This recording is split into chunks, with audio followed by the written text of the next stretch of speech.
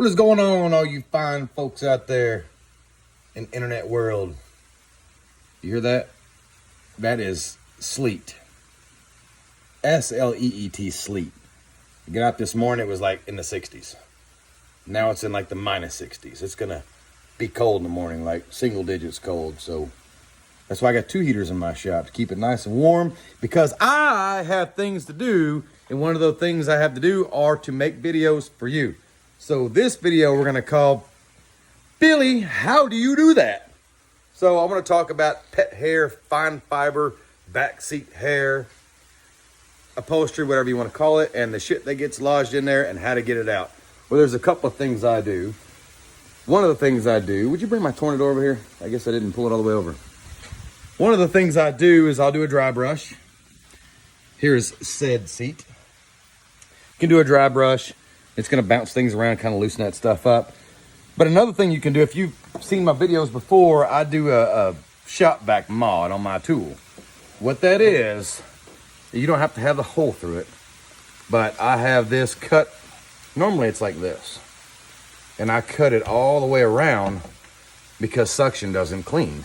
Otherwise, we'd be using freaking plungers to clean the interiors of our car.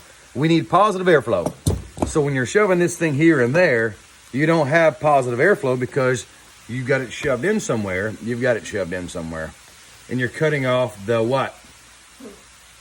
Positive airflow. So it does 2 things. It gives you a larger surface area to work with, especially under seats, and it never cuts off your positive airflow. Well, you might say, Billy, what if it doesn't get the dog hair up? The pet hair, the cat hair, your homie's hair, your mama's hair, your mistress' hair? I'm glad you asked. So my buddy Tom over at Buffbright has a new tool out called Furfeel, furfeel.com. And so I started playing with this thing today a little bit, and it simply slides over the top of the Shotback. And notice how it has a wide surface area as well.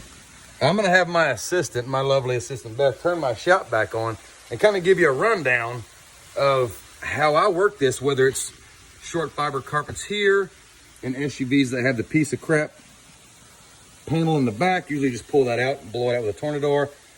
Been playing with this fur eel for a little bit here.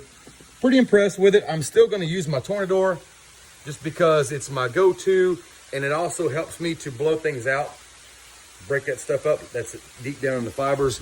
And so when I talk about the tornador, one of the things I do, I've got a regulator on mine so I can cut it back.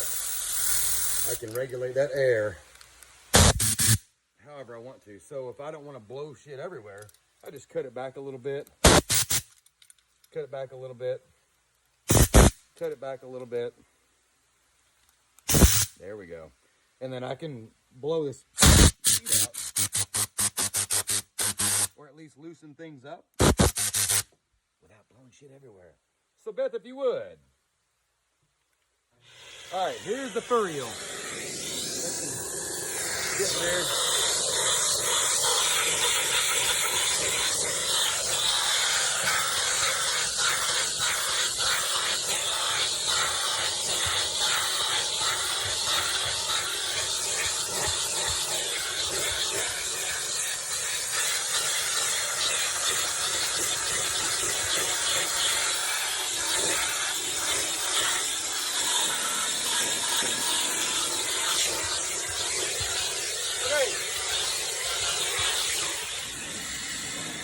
Now, you could argue that's passable, and it largely is. It's pretty good to go.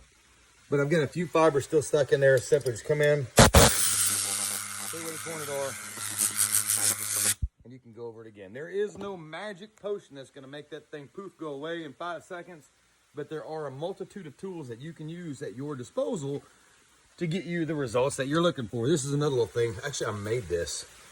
It's a plastic razor blade, and I cut it down, and I can work in here. If I've got little hairs there that don't want to come out, see that? They come right to the top. Those little hairs are going, hi, Billy. I'm like, I'm going to suck you up. So just a quick video on a night that is just nasty outside. Hope you got something out of it. Big shout out to Tom at Buffbright for the new tool. Looking forward to using the fur eel some more, and I will report back some more findings. Have a great night.